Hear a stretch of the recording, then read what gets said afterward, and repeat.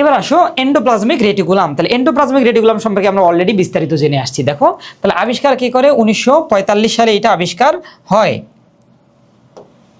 আবিষ্কারক হলো বিজ্ঞানী পোর্টার ও তার সঙ্গীরা। কোথায় আবিষ্কার করছে? যকৃত কোষে। কোন অঙ্গাণুটা কোথায় আবিষ্কার হয়েছে এই তথ্যটা কিন্তু একটু ইম্পর্টেন্ট। তাহলে এটা আবিষ্কার হয়েছে যকৃত কোষে। উৎপত্তি কোথা থেকে? সাইটোপ্লাজমীয় ঝিল্লি, কোষ ঝিল্লি থেকে। তাহলে কোষ ঝিল্লি থেকেই এন্ডোপ্লাজমিক রেটিকুলামটার উৎপত্তি ঘটেছে। কি করে দেখো, এরও যেমন আমরা গোলগি বডির মধ্যে পড়ছিলাম সিস্টার্নি থাকে, ভেসিকল থাকে, আর ওখানে ভ্যাকিউল থাকে, ঠিক একই রকম এন্ডোপ্লাজমিক রেটিকুলার মধ্যেও সিস্টার্নি থাকে, ভেসিকল থাকে, একই রকম জিনিস। আর এখানে কিছু টিউবের মতো পার্ট থাকে যাদেরকে বলা হচ্ছে টিউবুল। এটা কয় ধরনের হয়? দুই ধরনের। একটাকে বলা হয় মসৃণ এন্ডোপ্লাজমিক রেটিকুলাম, আর একটা হলো অমসৃণ। অমসৃণকে কেন অমসৃণ বলা হচ্ছে? কারণ অমসৃণ এন্ডোপ্লাজমিক রেটিকুলামের গায়ে রাইবোজোম লেগে থাকে। তাহলে এর সাথে রাইবোজোম থাকে,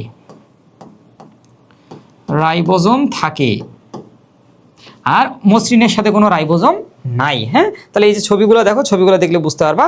আর এই যে সিস্টার্নি লম্বা লম্বা, ভেসিকলগুলো থলির মতো, আর এরা হলো টিউবুল। কাজ কি কি? এই যে দেখো, মুখস্থ করার কিছু না। অমসৃণ এন্ডোপ্লাজমিক রেটিকুলামে প্রোটিন সংশ্লেষণ হয়, কারণ অমসৃণের মধ্যে রাইবোজোম আছে। মসৃণটা তাহলে কি করে? নন প্রোটিন যে সাবস্টেন্স বা নন প্রোটিন যে উপাদানগুলো আছে, তাহলে অপ্রোটিন জাতীয় উপাদান কি আছে? লিপিড আছে, গ্লাইকোজেন আছে, ভিটামিন আছে, স্টেরয়েড, কখনো কখনো হরমোন সংশ্লেষণেও তারা কাজ করে। আর কোষ প্রাচীরের জন্য কি তৈরি করে? সেলুলোজ তৈরি করে, কারণ সেলুলোজটা নিজেও একটা কার্বোহাইড্রেট জাতীয় পদার্থ।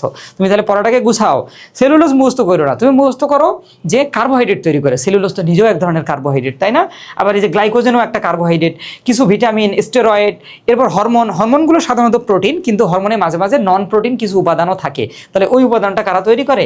এই যে অমসৃণ এন্ডোপ্লাজমিক রেটিকুলামগুলো তৈরি করে। সরি, মসৃণ এন্ডোপ্লাজমিক রেটিকুলামগুলো তৈরি করা। অমসৃণ মানে তো সবসময় প্রোটিন তৈরি করবে, সেটা ক্লিয়ার হয়ে নাও। অমসৃণ মানেই প্রোটিন, কারণ তার গায়ে রাইবোজোম, আর মসৃণ নন প্রোটিনগুলো।